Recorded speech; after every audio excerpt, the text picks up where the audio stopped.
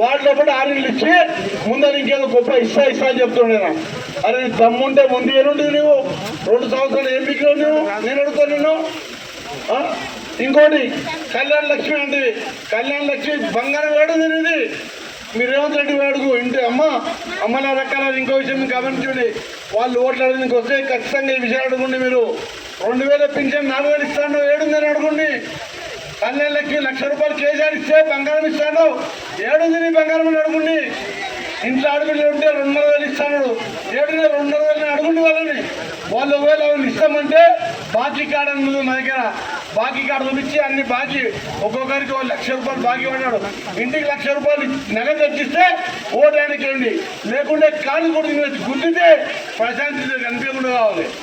అందుకోసం ఇప్పుడు కారు గుర్తుకే నరేంద్ర రెడ్డి గారి నాయకత్వం, నరేంద్ర రెడ్డి గారి నాయకత్వం.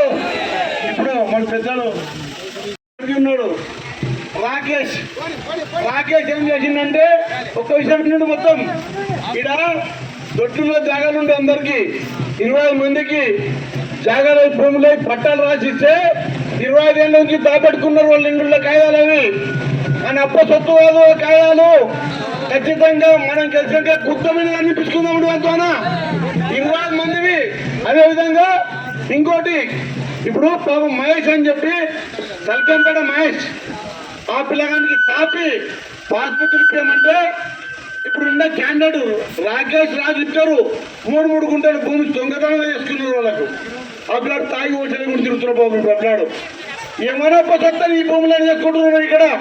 అదేవిధంగా ఇప్పుడు మన భూములలో బొందలు ఉండే, ఆ బొందలు కూడా నాదని చెప్పి